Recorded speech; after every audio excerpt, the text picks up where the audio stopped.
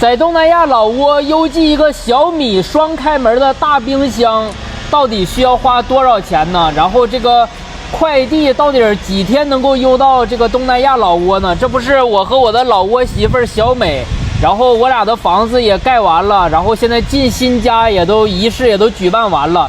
这个房子里面缺一个冰箱。正常来讲的话，在中国买冰箱是很便宜的，但是在老挝买冰箱，买这种小米同款的这种450升的吧，大概这种双开门的大冰箱，大概得3、4千，可能都买不下来。但是在咱们中国，可能也就对吧，1300多块钱，这个100亿补贴就直接能给他薅到手，也不算薅到手吧，咱也是真金白银1300多给他花出去了。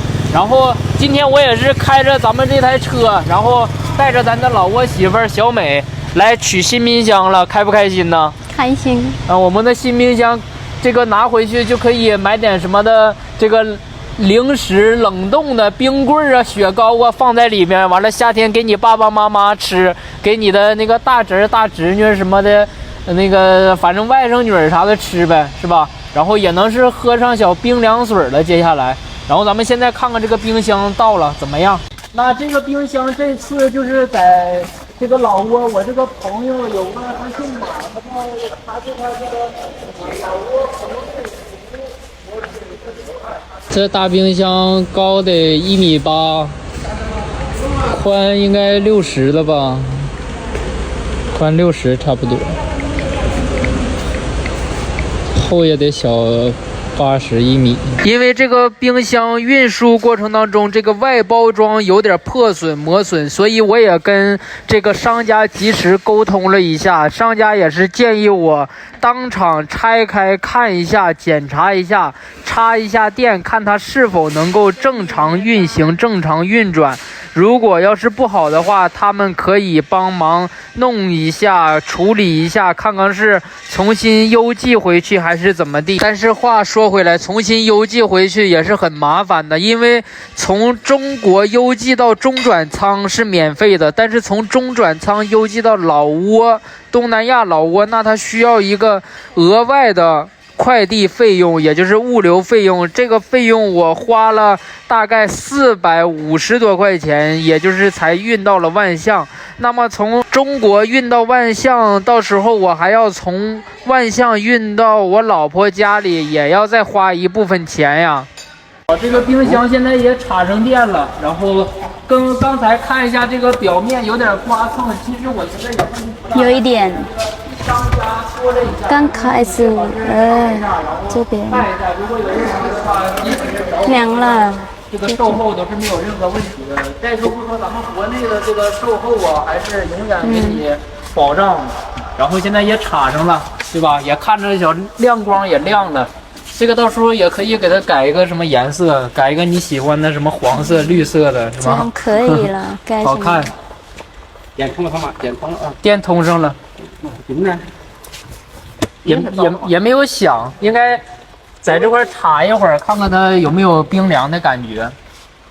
这个也是触摸屏的，这个双开门的大冰箱，国内卖1318，在老挝至少要卖3000块钱。你想将近翻2倍了都快。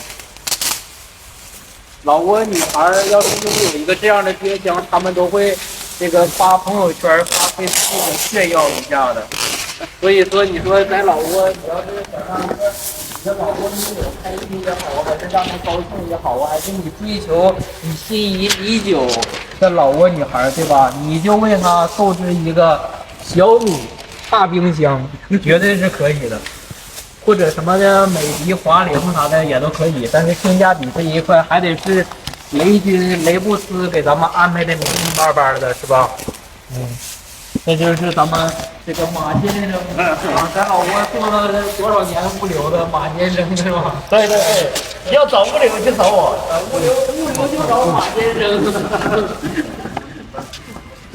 然后我们这个车可能也拉不下了，这个冰箱这看着得有1.8米这么高，到时候你的姐姐过来开车过来拉是吧？对，他有空他也来万象，然后帮我们拿。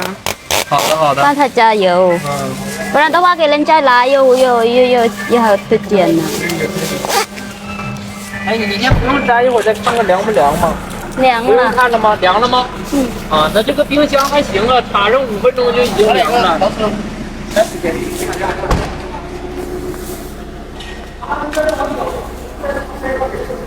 那么这个冰箱检测完了之后也是没有任何问题，又重新把包装给它套上，然后把这个箱子也给它套上，用这个绳子都给它绑得好好的，以便下次我们搬运的时候方便一点，不会把冰箱本体给它磨坏磕破。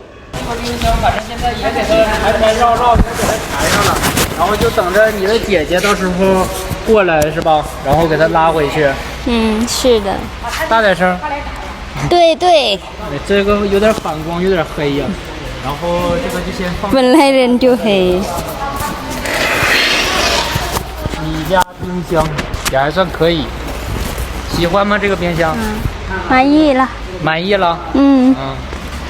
那这个心心念念的冰箱看到了，然后也到了，这下也放下心了吧？啊，那我们现在就已经这个回家吧。嗯。